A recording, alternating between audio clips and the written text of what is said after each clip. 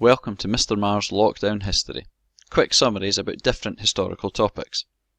Today we're going to be going back to the time of the Atlantic slave trade, and we're going to be thinking about the way that British cities were affected by slavery. The reality is that towns and cities across Britain benefited from different roles in the slave trade, but we're going to concentrate today on looking at 4 of those cities and their role. We'll start off with London. London was one of the main ports where slave ships would both bring back the goods from the Americas and then would set sail going to Africa to kidnap the slaves.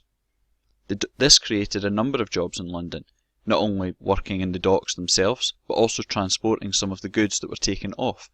There was also obviously work to be found working on the sail ships as well. London also benefited in terms of financial organisations. Banks were set up using some of the money that was made from the slave trade, and many of these continue to exist today. They also created jobs in the past. There was lots of different buildings that were built in London as well, using funds that were made from slavery. This includes the West India docks in the city, and also other places such as hospitals. Liverpool was another British city that had a significant role in the slave trade. It was in fact the main port for slave ships, and this created a huge amount of work in the city.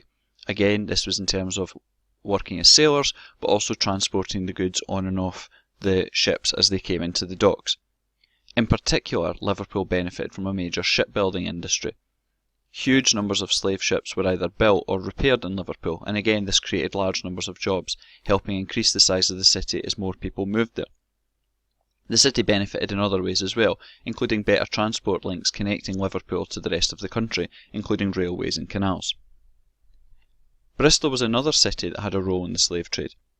Again, slave ships left there, and this created jobs working as sailors and also working in transportation in terms of unloading and loading goods onto the ships.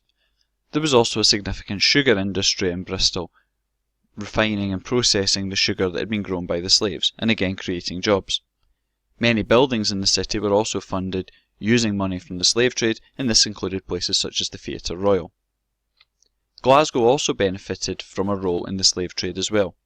Many merchants in the city made huge profits from selling the products that were grown by the slaves, in particular tobacco. Some jobs in the city were also funded using the money that was made from the slave trade. This included much of the city's dye industry. Many buildings in the city were also funded using money from the slave trade. This includes buildings that still stand today, such as the Gallery of Modern Art in the city centre, which was at the time a home, and many of the fancy grand estates that could be found on the outskirts of the city too.